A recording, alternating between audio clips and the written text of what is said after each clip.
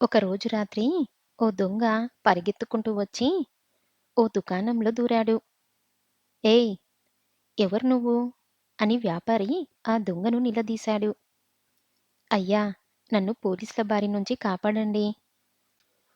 నగలు దొంగతనం చేసి వస్తుండగా వారి కంటపడ్డాను. వారు నన్ను వెంబడిస్తూ ఈ దారిలోనే వస్తున్నారు. పోలీసులకు దొరక్కుండా నన్ను రక్షిస్తే దొంగలించిన నగల్లో సగం మీకే ఇస్తాను. ముందుగా ఈ కొన్ని ఆభరణాలు మీ దగ్గర పెట్టుకోండి అంటూ కొంత బంగారం వ్యాపారి చేతిలో పెట్టాడు. దీంతో ఆ వ్యాపారి దొంగను రక్షించేందుకు ఒప్పుకున్నాడు. అతడికి దుకాణంలో ఓ మూలన దాక్కునేందుకు చోటు చూపించాడు. కాసేపటికే పోలీసులు వచ్చి వ్యాపారిని దొంగ గురించి అడిగారు. తనకు తెలియదని ఇటువైపు అలా అనుమానాస్పదంగా ఎవరూ రాలేదని చెప్పాడు.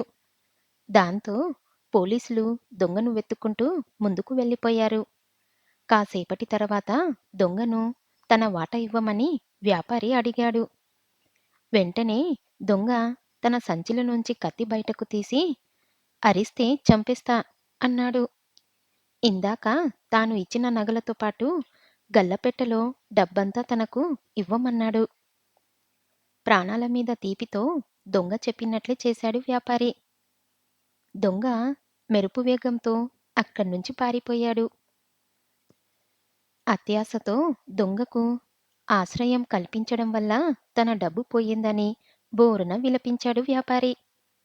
పోలీసులకు ఫిర్యాదు చేస్తే దొంగకు సాయం చేసినందుకు తానే తిరిగి చిక్కుల్లో పడాల్సి వస్తుందని కిక్కురుమనకుండా ఉండిపోయాడు. ఇంకెప్పుడు అత్యాశతో చెడ్డవారికి సాయం చెయ్యకూడదని వ్యాపారి ఓ నిర్ణయానికి వచ్చాడు.